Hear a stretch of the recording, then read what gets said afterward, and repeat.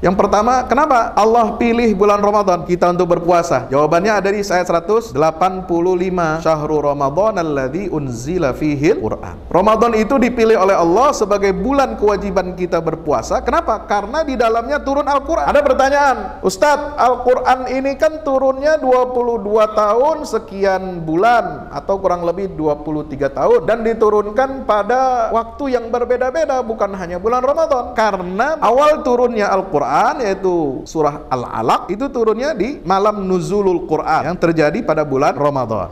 Yang kedua, kenapa sih bulan Ramadan diwajibkan puasa? Karena ada turunnya Al-Quranul Karim. Karena kalau tidak ada turun Quran di bulan suci Ramadan, tidak ada bulan puasa. Artinya bulan puasa itu bukan Ramadan gitu. Nah, kenapa Allah memilih ibadah puasa di waktunya Ramadan? Dipilih oleh Allah, kita wajib berpuasa sebulan penuh karena bulan turunnya Al-Quran. Nah, sekarang pertanyaannya, kalau Allah wajibkan kita puasa di bulan Ramadan dalam rangka kita mensyukuri nikmat nuzulul Quran, turunnya Al-Quran, kenapa yang dipilih oleh Allah mensyukuri nikmat turunnya Al-Quran itu dengan cara berpuasa? Emang nggak ada cara lain? Ada. Kita misalnya tasyakur atas nikmat Allah kan bermacam-macam caranya. Tapi Allah khusus memilih cara umatnya mensyukuri nikmat turunnya Quran dengan ibadah puasa. Kenapa? Karena Quran dan ibadah puasa ini punya fungsi yang sama. Itu fungsi untuk membersihkan hati dan meningkatkan kualitas jiwa kita. Seluruh rangkaian ayat ibadah puasa itu punya satu tujuan yang sama. Supaya apa? Membentuk karakter takwa, menguatkan visi misi Al-Quran dalam kehidupan, melatih kesabaran kita, melatih kedisiplinan, kemudian membentuk kepedulian sosial kita. Karena di bulan puasa bukan hanya puasa atau tarawih, tapi ada kebiasaan Rasulullah, sunnah Nabi untuk apa? Banyak bersedekah ya. Itu berdasarkan riwayat dari Ummul Mukminin Aisyah radhiyallahu anha. Syariat kita diwajibkan berpuasa di bulan Ramadan adalah untuk menghormati dan memuliakan turunnya Al-Quran. Nah, kalau kita puasa kita nggak hatam Quran itu bagaimana? Ini ada satu hal yang tidak nyambung antara tujuan disyariatkannya puasa di bulan Ramadan dengan kenyataan kita, realitas kita yang tidak hatam Al-Quran.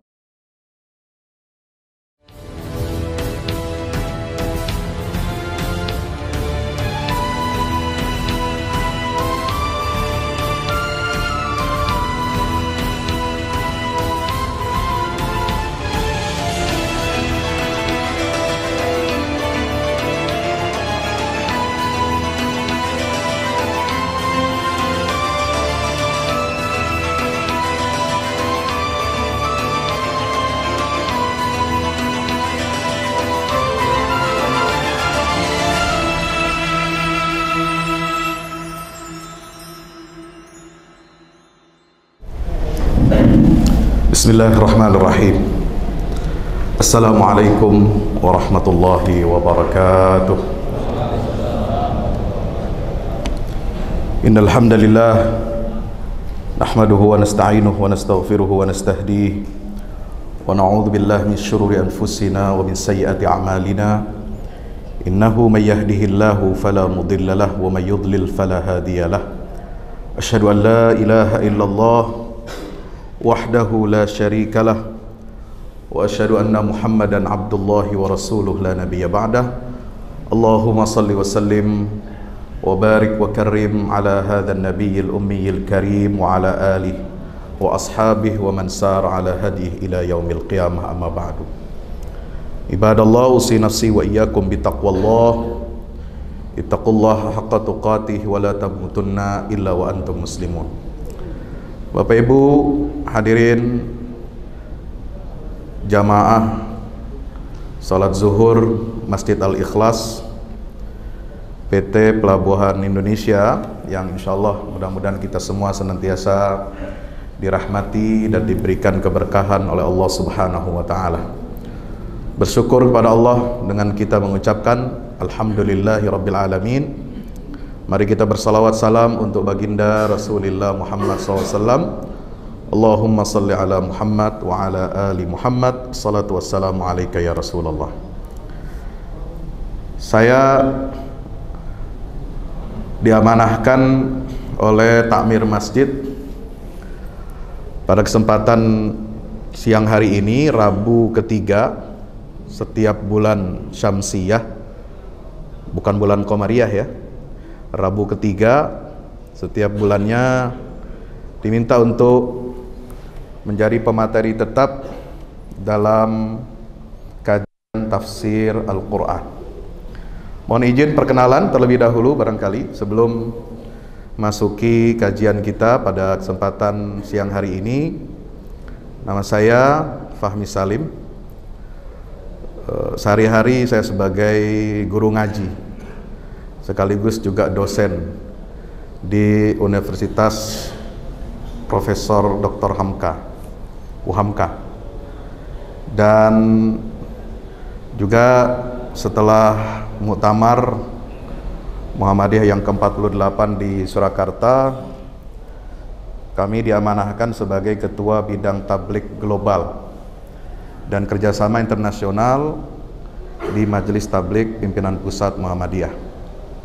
Pendidikan saya S1, S2, dan sekarang S3 ditempuh di jurusan Tafsir dan Ilmu Al-Quran. Ya, beda dikit lah dengan bapak-bapak. Kalau bapak-bapak ada yang jurusan IT, sama saya juga IT juga. IT saya tapi ilmu tafsir. Ya.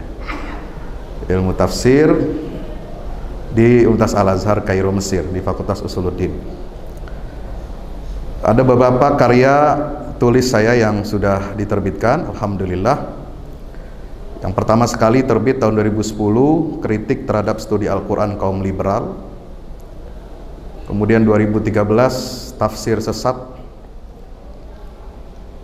Pertama itu dulu ada 58 isai, sekarang sudah dikembangkan, sudah edisi revisi 72 isai, meluruskan kiblat pemikiran Islam di Indonesia. Kemudian buku yang ketiga, Tadabbur Quran di Akhir Zaman.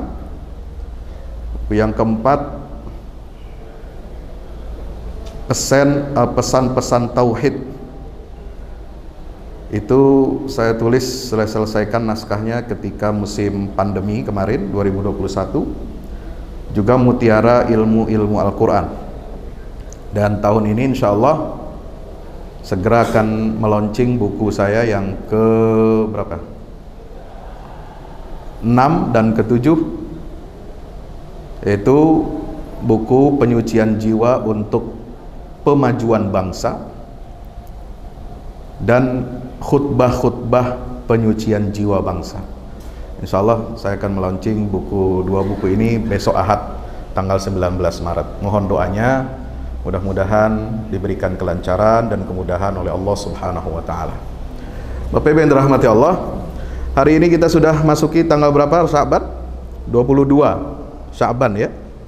Artinya kurang lebih 7 hari atau 1 pekan lagi kita akan memasuki bulan suci Ramadan.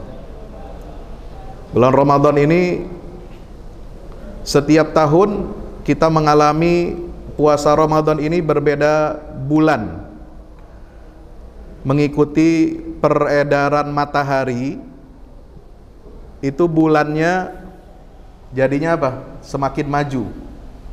Ya, tahun lalu kita mulai awal puasa itu awal April ya kalau tidak salah. Ya. Sekarang kita akan memasuki awal Ramadan tanggal 23 Maret. Insya Allah bersamaan. Kalau hasil maklumat hisab pimpinan pusat Muhammadiyah dengan Lajnah Falakiyah Nahdlatul Ulama dengan hisab Badan Hisab Ru'yat Kementerian Agama, insya Allah kita akan memulai puasa secara serentak hari Kamis tanggal 23 Maret.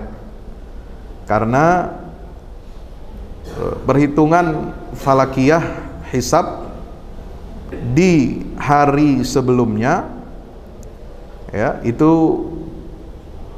hilal sudah lebih di atas 7 derajat di atas ufuk ya, ketika waktu maghrib. Maka kita insya Allah akan melaksanakan ibadah Ramadan secara serentak di seluruh wilayah negara Kesatuan Republik Indonesia. Hadirin yang dimuliakan Allah Subhanahu wa Ta'ala, maka kita harus bergembira dan bersyukur kepada Allah. Di saat barangkali ada teman-teman kita, sahabat kita, tetangga kita, keluarga kita bahkan yang tahun ini tidak ikut merasakan indahnya dan manisnya bulan Ramadan, karena satu dan lain hal, terutama dalam masa 2020, 21, 22 ini musim pandemi yang cukup banyak merenggut nyawa saudara-saudara kita. Dan kita doakan mudah-mudahan Allah Subhanahu wa taala mengampuni saudara-saudara kita yang meninggal dunia, baik karena infeksi virus corona ataupun sebab satu dua hal yang lainnya. Jadi Ramadan ini kalau kita lihat di dalam Al-Quran, terutama rangkaian ayatnya 183 sampai 188 surah Al-Baqarah, ya, ini ayat rangkaian khusus tentang ibadah puasa. Nggak ada lagi di ayat yang lain, di surat yang lain juga nggak ada. Kira-kira begitu. Mohon koreksi kalau ada informasi yang baru. Ya, barangkali ada tambahan ayat, ya, atau tambahan juz, tambahan surat. Mohon maaf. Saya kira nggak ada itu, karena wahyu sudah terhenti, susunan Al-Quran sudah final, ya, sudah mengikat dari Allah Subhanahu Wa Taala. Nggak ada tambahan pasal-pasal kayak undang-undang, ya, buatan kita, buatan manusia. Tempo hari undang-undangnya begini, sekarang ada undang-undang yang lain, ya, berubah pasalnya, berubah aturan-aturannya. Kalau Al-Quran tidak, ayat-ayat tentang puasa dihimpun dalam satu surat dan hanya dalam beberapa ayat. Mungkin kalau sholat, zakat itu aturannya banyak di berbagai macam ayat dan surat Al-Quran. Haji juga sama, haji ada di surat Al-Baqarah, ada di surat At-Taubah, ya, kemudian ada juga di surah Al-Hajj.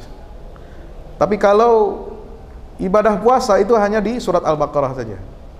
Dimulai dari ayat 183 Al-Baqarah, ya ayyuhalladzina amanu kutiba alaikumus shiyam kama kutiba alal ladzina min qablikum la'allakum tattaqun. 184 ayyaman ma'dudat faman syahida minkumus syahra falyasum wa man kana maridan aw ala safarin fa iddatun min ayyamin ukhar.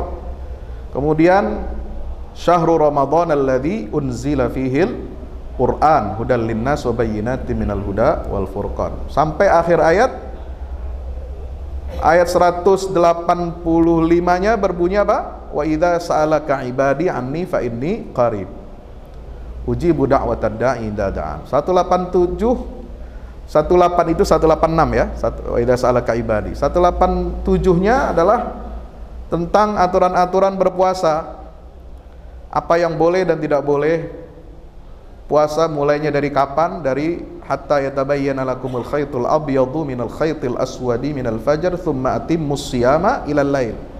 Kemudian aturan tentang i'tikaf selama di bulan Ramadan, ya, aturannya tidak boleh bergaul suami istri ketika i'tikaf di masjid, terutama 10 hari terakhir bulan Ramadan. Dan ditutup ayat tentang puasa itu, ayat 188, dengan satu pesan yang sangat mendalam, terutama buat kita. Apa pesannya? Pesan tentang penyucian jiwa. Penyucian jiwa dari apa? Dari sifat jahat. Apa sifat jahatnya? Suka makan harta orang dengan cara yang batil. Ya, apakah itu korupsi, apakah itu riba, apakah itu gratifikasi, apakah itu suap menyuap, ya, apakah itu mencuri harta orang lain, itu masuk kategori aklu amwalin nasi bil batil. Nah, itulah penutup rangkaian ayat tentang ibadah puasa. Nah, yang pertama, waktu kita singkat, saya hanya memberikan beberapa highlight saja dari rangkaian ayat ini mulai 183 sampai 188. Yang pertama, kenapa Allah pilih bulan Ramadan kita untuk berpuasa? Jawabannya ada di ayat 185, syahrul ramadhan alladzi unzila fihil Quran. Ya, Ramadan itu dipilih oleh Allah sebagai bulan kewajiban kita berpuasa. Kenapa? Karena di dalamnya turun Al-Quran. Ada pertanyaan, Ustadz, Al-Quran ini kan turunnya 22 tahun sekian bulan atau kurang lebih 23 tahun, dan diturunkan pada waktu yang berbeda-beda, bukan hanya bulan Ramadan. Ayat tentang pemindahan arah kiblat bulan Sya'ban, ayat tentang Isra Mi'raj bulan Rajab, ayat tentang ini dan sebagainya, itu juga berbeda tahunnya. Kenapa kok patokannya bulan Ramadan? Karena melihat awal turunnya. Awal turunnya Al-Quran, yaitu surah Al-Alaq, itu turunnya di malam nuzulul Quran yang terjadi pada bulan Ramadan.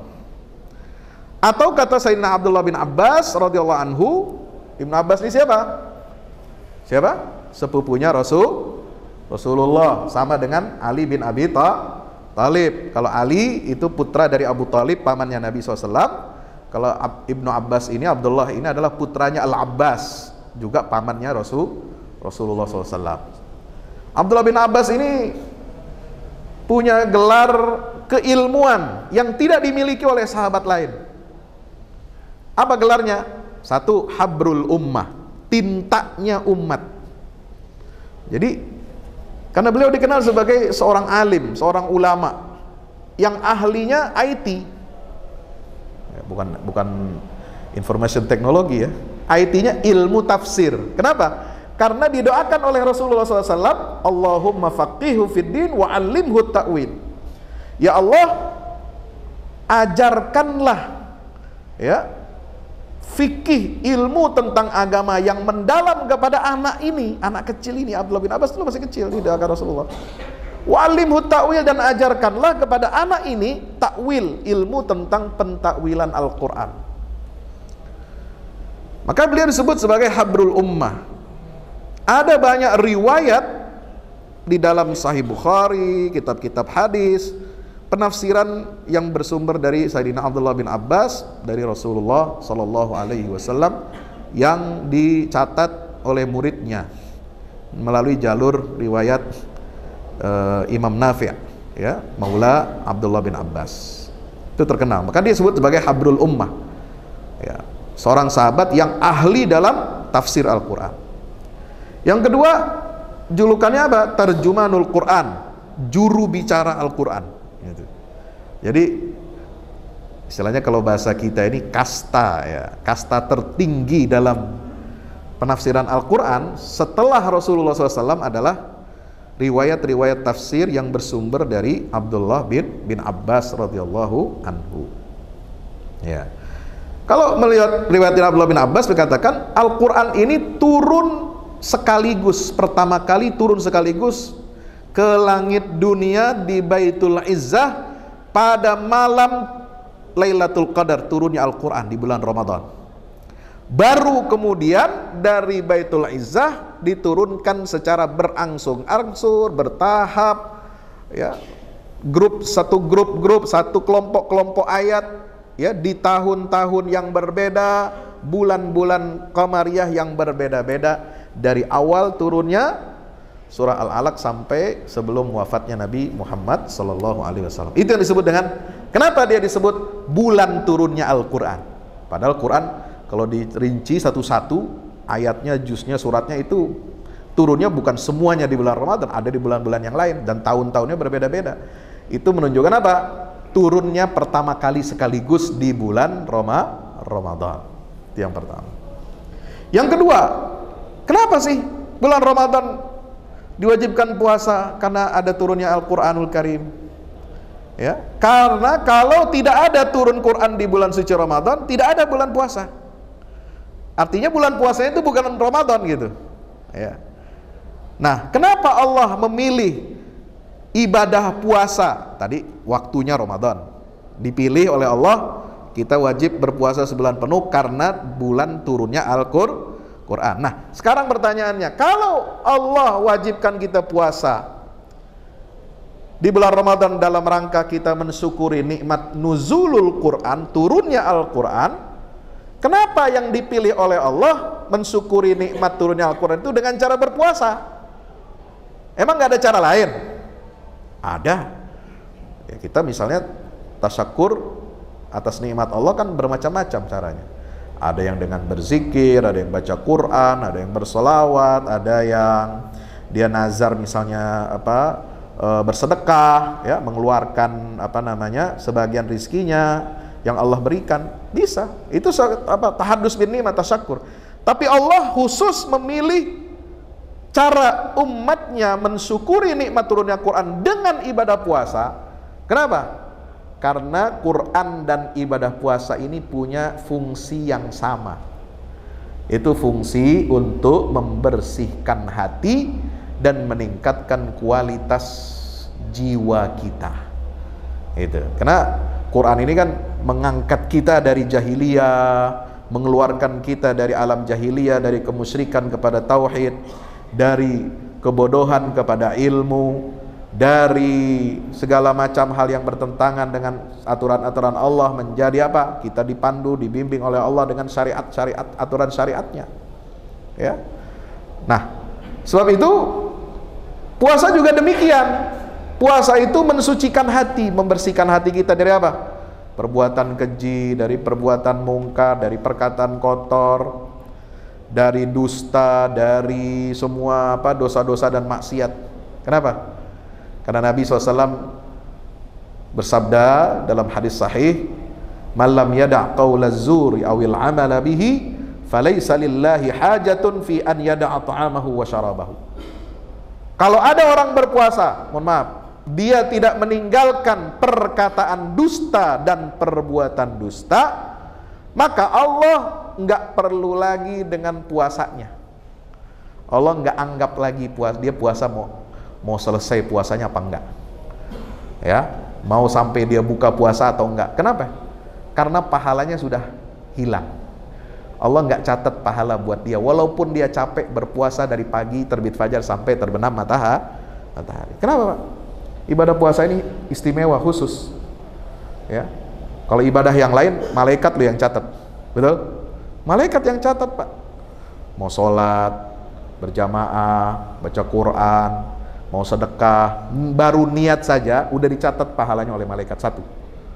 Kalau dikerjakan dicatat 10 kali kebaikan, ya. Kalau mau berbuat jahat baru niat, nggak dicatat, nggak ada dosanya. Kalau dilakukan baru dicatat, itu pun cuma satu, ya. Beda dengan tadi amal saleh, dicatatnya 10 kali kebaikan, itu malaikat yang catat. Tapi kalau puasa enggak, puasa ini Allah yang langsung turun tangan. Kata Nabi SAW dalam hadis qudsi, anillahi azza wa jalla, Allah Ta'ala berfirman, kullu amal ibni adam lahu illa saum, fa innahu li wa ana ajzi bihi. Semua perbuatan amal anaknya Adam, Bani Adam, anak cucu keturunan Adam itu semua akan kembali untuk dirinya, kecuali puasa. Ya, puasa ini khusus buat saya. Karena yang tahu ikhlas apa tidak dia berpuasa, batal atau tidak dia berpuasa, itu cuma siapa? Dirinya dengan Allah. Istri kita nggak tahu kalau kita batal apa enggak, ya, karena dia nggak. Ketika kita bekerja di luar, dari keluar pagi balik malam, atau istilahnya orang Jakarta ini, keluar matahari belum muncul, gelap, ya, balik ke rumah udah gelap lagi, jadi nggak lihat matahari, ya. Itu masalahnya orang di Jakarta ini, masyarakat urban, ya. Sampai ada beberapa fenomena yang resign dari pekerjaan kantornya di Sudirman, tiap hari lewat Manggarai udah kayak apa tuh, berhimpit-himpitan gitu, ya, sesak napas, udah kayak orang apa tuh, kayak orang mau cium Hajar Aswad di Mekah, ya. Luar biasa, ya. Itu semua akan kembali kepada kita, amal kita ini, mau sholat, mau zakat, puasa, haji, umrah, ya, baca Quran, bersalawat, ikut majelis ilmu dan sebagainya, itu semua pahalanya akan kembali ke dia. Kenapa? Karena dikerjakan untuk dirinya sendiri. Tapi puasa ini khusus untuk aku, kata Allah, dan aku sendiri yang akan membalasnya, aku yang akan mencatatnya, ya. Nah, kalau malaikat mencatat masih ada Ya, ada inilah kira-kira ada tenggang rasanya. Ya. Ada aturannya. Ada sistemnya, udah ditetapkan oleh Allah. Tapi kalau puasa, sistem yang tadi itu ya, baru niat udah dicatat kebaikan, atau jahat baru niat nggak dicatat, itu sistem yang diterapkan oleh malaikat, SOP-nya begitu. Tapi kalau Allah mencatat ibadah puasa, nggak bisa begitu, lain. Ya, kalau kita berbuat dosa ketika kita berpuasa, itu pahalanya hilang puasa kita. Nauzubillah min zalik. Puasanya sih sah, ya, terusin sampai sore, sampai maghrib, ya, sama-sama ikut buka puasa bersama di kantor, sama-sama ikut buka puasa bersama dengan teman-teman, ya sah puasanya. Tapi pahalanya, wallahu alam. Nah ini beratnya puasa, Pak. Makanya nggak boleh sembarangan. Jangan main-main dengan ibadah puasa. Ya, satu, jaga keikhlasan. Yang kedua, jaga konsistensi. Kita betul-betul harus menahan diri dari semua hal-hal yang membatalkan puasa dan yang membatalkan pahala puasa. Lebih berat. Ya, lebih berat, Pak. Kalau sholat orang masih mikir, kadang-kadang tidak khusyuk, itu nggak masalah, masih tetap diterima oleh Allah, ya, masih bisa diterima oleh Allah. Dia bisa tutupi dengan sholat sunat, dia tutupi dengan apa? Ada imam, ya, itu semua bisa ditutupi. Tapi kalau ketika kita maksiat berpuasa, tidak ada yang bisa menutupi itu, Pak. Hati-hati, pahala kita bisa nol. Ya, bahkan mungkin defisit meskipun puasa kita tetap jalan. Artinya apa? Shadaqa Rasulullah SAW, benarlah Nabi SAW dalam sabdanya mengatakan, rubba sa'imin laisa lahu min siyamihi illal ju' wal atas. Banyak orang berpuasa tetapi dia tidak dapat pahala apa-apa, bagian apa-apa kecuali lapar dan haus. Wa rubba qa'imin laisa lahu min qiyamihi illa sahar. Banyak juga orang yang qiyamul lail di bulan Ramadan, tapi dia tidak mendapat apa-apa dari qiyamnya itu kecuali hanya, ya, dia tidak tidur malam. Bapak Ibu yang dirahmati Allah Subhanahu wa taala, mari kita lihat di sini. Nah, itu kaidah-kaidah tentang puasa. Ayatnya luar biasa. Dimulai dengan apa? Ya ayyuhalladzina amanu, wahai orang-orang yang beriman. Ujungnya tujuan apa? La'allakum tattaqun, supaya kamu bertakwa kepada Allah Subhanahu wa ta'ala. Apa itu takwa? Takwa ini definisinya bermacam-macam, tapi definisi yang paling baik dari baginda Nabi SAW adalah, ini langsung dijelaskan oleh Rasulullah, an yuta'allah wa la yu'sa. Allah itu harus ditaati dan jangan kita maksiat kepadanya. Ya. Wa an yuskar wala yukfar. Allah itu harus disyukuri semua nikmat-nikmatnya dan jangan sampai kita kufur terhadap nikmat Allah Subhanahu wa taala. Kata Ali bin Abi Thalib, ya, beliau mengatakan takwa itu adalah tarkul israr alal ma'siyah, meninggalkan perbuatan kebiasaan-kebiasaan kita bermaksiat, dosa-dosa kecil. Itu takwa itu. Ya. Berarti kalau masih ngulang-ngulang, ya, tobatnya tobat sambal, nah itu belum bertakwa. Walaupun ciri orang bertakwa, walladzina idza fa'alu fahishatan, dalam surah Al-Imran, aw zalamu anfusahum dzakarullah fastaghfaru lidzunubihim wa man yaghfiru dzunuba illallah wa lam yusirru ala ma fa'alu. Jadi tetap ada syaratnya. Kalau dia berbuat salah, dia harus segera bertaubat kepada Allah, mohon ampun kepada Allah, dan ada syaratnya bertakwa itu walam yusirru. Dia tidak, ya, meneruskan atau mengulang-ulang. Ya, kalau bahasa kitanya tidak tuman, ya, enggak tuman, ya. Udah maksiat bertobat diulangi lagi, itu namanya tuman. Ya. Enggak boleh seperti itu. Walam yusirru ala ma fa'alu wa hum ya'lamu. Nah, Bapak Ibu yang dirahmati Allah Subhanahu wa taala, wa tarkul ightirar bit ta'ah. Kata Ali bin Abi Thalib radhiyallahu anhu, ya, bukan hanya meninggalkan kebiasaan-kebiasaan mengulang kemaksiatan, tetapi juga meninggalkan sifat apa? Ghurur. Ya. Sombong, lupa diri, terpedaya karena perbuatan taat dia kepada Allah. Ya, orang kalau taat, rajin sholat, rajin puasa, Senin, Kemis dan sebagainya, itu kadang-kadang muncul ada apa? Rasa gurur. Nah, ini hati-hati. Jadi kadang yang ada penyakit hati itu bukan hanya orang yang ahli maksiat. Orang yang ahli taat kepada Allah juga ada penyakit hatinya. Apa penyakit hatinya? Gurur, ujub. Merasa bersih, merasa sombong, merasa paling benar, paling suci. Nah, ini jangan.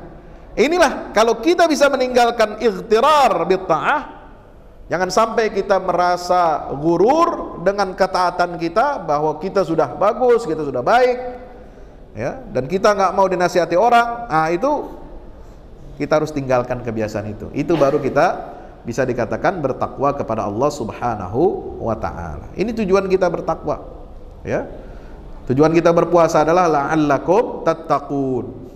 Subhanallah. Nah, Bapak Ibu yang dirahmati Allah Subhanahu wa taala, maka setelah ayat yang pertama itu 183, 84, 85, 86, 87, 88 itu kurikulumnya. Kurikulum puasa, ada fikih puasa, ada fikih maqasid puasa. Itu. Kalau fikih puasa kita bisa baca di kitab-kitab fikih 4 mazhab minimal, ya, itu tentang rukunnya, tentang syarat-syarat sahnya, ya, puasa ini apa saja yang harus kita jauhi, kita hindari, ya, kita tinggalkan, apa yang mesti kita kerjakan, sunnah-sunnah apa, adab-adabnya orang berpuasa seperti apa. Nah, itu bab fikih siam, ya. Nah, ada juga fikih tentang maqasidus siyam, tentang tujuan-tujuan berpuasa, maqasid syariahnya puasa kita kepada Allah Subhanahu wa ta'ala. Ini penting kita perhatikan baik-baik. Mulai dari apa? Kurikulum puasa. Di siang hari kita tidak makan, tidak minum, tidak berhubungan intim suami istri. Kalau melanggar, ya, dengan sengaja, maka kita harus bayar kafarat, bayar tebusannya, ya. Itu puasa 2 bulan berturut-turut, fasyamu syahraini mutatabi'aini, ya, 2 bulan berturut-turut harus puasa. Apakah itu kalau dia apa? Berhubungan intim suami istri. Kalau tidak bisa berpuasa 2 bulan berturut-turut, maka dia harus memberi makan kepada 60 orang fakir miskin. It'amu sittina miskina. Ya, Bapak Ibu yang dirahmati Allah Subhanahu wa taala, ada lagi aturan fikih puasa bagi siapa? Orang yang sakit, orang yang musafir, bepergian. Ya, man kana minkum maridhan aw ala safarin fa iddatu min ayamin ukhar. Kalau dia sanggup, dia kuat, dia bayar puasanya di hari yang lain di luar bulan Ramadan. Kalau puasanya puasa yang tidak menahun, ya, puasa dia kolaps, ya, kemudian kolesterolnya naik, darah tinggi dan sebagainya, dia harus minum obat, ya, atau dia harus dirawat rumah sakit. Nah, itu bisa diqadha. Seandainya setelah itu dia diberikan kesembuhan oleh Allah, di luar Ramadan dia harus membayar puasa berapa hari yang dia tinggalkan selama bulan Ramadan. Demikian pula yang musafir, orang yang bepergian, lebih dari syarat yang ditentukan oleh para ulama, ya, berdasarkan keterangan dari salafus saleh. Nah, Bapak Ibu yang dirahmati Allah, bagaimana lagi? Yang lainnya adalah wa 'alal ladzina yutiquna fidyatun ta'ami miskin. Orang yang tidak kuat, tidak sanggup berpuasa, orang yang letih, kalau dia berpuasa itu menguras, ya, dan tidak memungkinkan dia untuk berpuasa. Nah, ini juga boleh, ya, bayar fidyah, tidak wajib bayar qadha, tapi dia bayar fidyah. Orang yang punya penyakit menahun, dia sepanjang tahun setiap hari dia harus minum obat. Ya. Nah, dia dirawatnya sepanjang tahun. Nah, itu nggak bisa puasa dia. Mau diganti bulan selain Ramadan nggak bisa. Nah, makanya dia kenanya nggak bisa bayar dengan qadha di hari lain, bayar utang puasa di hari yang lain nggak bisa. Maka dia bayar fidyah. Orang tua renta nggak sanggup dia berpuasa, ya lemes badannya, dia harus ada cairan ataupun asupan makanan walaupun sedikit, ya itu juga wajib dia membayar fidyah. 1 hari memberi makan buat 1 orang fakir miskin dengan sejumlah nilai konsumsi yang dia makan sehari-harinya dengan standar dia, ya dengan standar dia. Kalau standar dia makannya pagi, siang, sore atau malam 3 kali 20.000, ya kali 20.000, 3 kali 20.000. Kalau dia standar makannya mewah 50.000 sampai 100.000, ya dia bayar segitu. Ya, tinggal dikalikan 3 buat 1 orang fakir miskin. Itu selama berapa hari dihitung? Ya, 1 hari 1 fakir miskin. Dia bayar fidyah. Ya. Termasuk juga, ya Bapak Ibu yang dirahmati Allah, ada yang bertanya tadi, kalau misalnya dia bayar fidyah, ya kemudian dia membatalkan puasanya, ya membatalkan puasanya ini tentu bukan hanya laki-laki atau suaminya, tapi juga istrinya. Nah, kadang-kadang kita sering mendengar, ya yang batal puasa itu hanya suaminya kalau berhubungan intim. Enggak, ya istrinya juga batal puasanya. Berarti dua-duanya harus bayar apa? Ya bayar tebusan, kafarat. Orang yang nggak puasa karena berhubungan suami istri, puasa 2 bulan berturut-turut, kalau nggak kuat ya bayar untuk memberi makan 60 orang fakir miskin. Suami dan istri harus bayar, insya Allah, ya. Itulah aturan puasa. Karena puasa ini harus dikerjakan, dituntaskan, makanya ada aturan-aturan yang detail di dalam ayat 184, 185, 187, 186 khusus tentang apa? Tentang keutamaan berdoa. Wa idza sa'alaka 'ibadi 'anni fa inni qarib ujibu da'watad da'i idza da'an falyastajibu li wal yu'minu bi la'allahum yarsyudun. Nah, seluruh rangkaian ayat ibadah puasa itu punya satu tujuan yang sama, supaya apa? Membentuk karakter takwa, menguatkan visi misi Al-Quran dalam kehidupan, melatih kesabaran kita, melatih kedisiplinan, kemudian membentuk kepedulian sosial kita. Karena di bulan puasa bukan hanya puasa atau tarawih, tapi ada kebiasaan Rasulullah, sunnah Nabi untuk apa? Banyak bersedekah. Ya, itu berdasarkan riwayat dari Ummul Mukminin Aisyah radhiyallahu anha. Ya, khatam Quran. Orang puasa tapi nggak khatam Quran, ini rasanya ya ada yang kurang Ramadannya. Ya, karena Nabi SAW selalu ya mencontohkan pada kita bagaimana kita banyak menghatamkan Quran di bulan Ramadan. Begitulah pengamalan para sahabat, pengamalan tabi'in, para tabi'in, ulama-ulama saleh. Itu Ramadan waktunya dihabiskan ya siang dan malam itu untuk banyak membaca Al-Quran dan bersedekah, insya Allah. Dan yang keenam adalah memakmurkan usia dengan visi ibadah, yaitu dengan kita memburu Lailatul Qadar. Inna anzalnahu fi Lailatul Qadr wa ma adraka ma Lailatul Qadr, Lailatul Qadri khairu min alfi syahr. Ya, jadi surat Al-Qadar ini bukan surat tentang ibadah puasa. Ya, kalau hukum puasa cuma ada di surat Al-Baqarah saja. Tapi surat Al-Qadar ini diturunkan oleh Allah khusus untuk menerangkan kemuliaan malam turunnya Al-Quran. Dan disebut dengan Lailatul Qadar. Ini menjadi satu paket, satu kesatuan. Ya, orang yang berpuasa kalau dia tidak menghatamkan Quran, ya itu buat apa? Apa bedanya bulan selain Ramadan dengan bulan Ramadan kalau kita tidak hatam Quran? Apalagi syariat kita diwajibkan berpuasa di bulan Ramadan adalah untuk menghormati dan memuliakan turunnya Al-Quran. Nah, kalau kita puasa kita nggak hatam Quran itu bagaimana? Ya, ini ada satu hal yang tidak nyambung antara tujuan disyariatkannya puasa di bulan Ramadan dengan kenyataan kita, realitas kita yang tidak khatam Al-Quran. Mudah-mudahan kita diberikan kekuatan, kesehatan, taufik hidayah oleh Allah Subhanahu wa taala, dapat mengisi bulan-bulan suci Ramadan ini dengan sebaik-baiknya, ya, karena Ramadan adalah madrasah, Ramadan adalah sekolah bagi jiwa kita, menempa diri kita, mulai dari penempaan mental, kedisiplinan, penempaan kita tidak bersifat bakhil, ya, kemudian mengikatkan diri kita dengan apa? Aturan Allah, dengan Al-Quranul Karim, sampai menyucikan harta kita dengan mengeluarkan zakat fitrah di akhir hari terakhir bulan Ramadan. Sebelum khatib naik mimbar, kita harus sudah apa? Membayar zakat fitrah, insya Allah. Mudah-mudahan Allah sampaikan kita di bulan suci Ramadan, dan perbaiki niat kita masing-masing, jaga diri kita dan didik keluarga kita untuk memanfaatkan hari-hari di bulan Ramadan ini dengan sebaik-baiknya.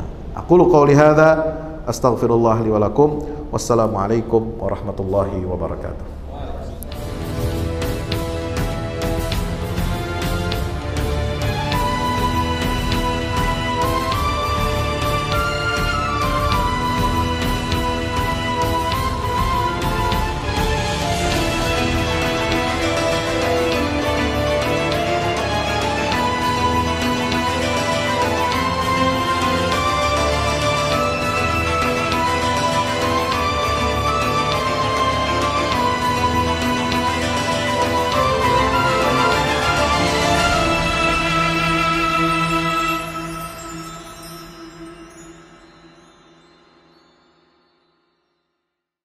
Assalamualaikum warahmatullahi wabarakatuh. Alhamdulillah kita udah selesai pengecoran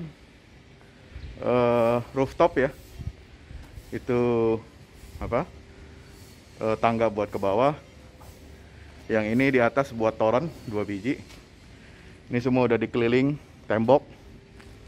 Ya, ini untuk lantai paling atas buat futsal, buat jemuran, buat apa, tanaman hidroponik juga ntar insya Allah ya. Terus support ya teman-teman.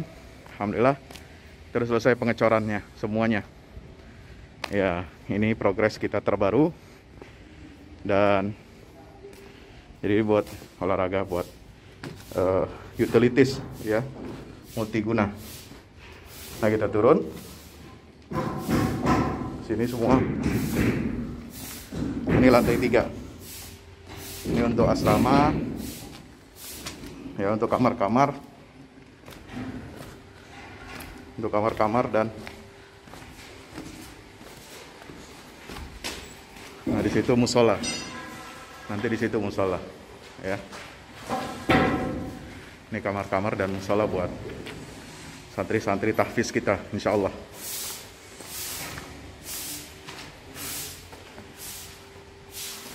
Nah, ini lantai 2 kita turun.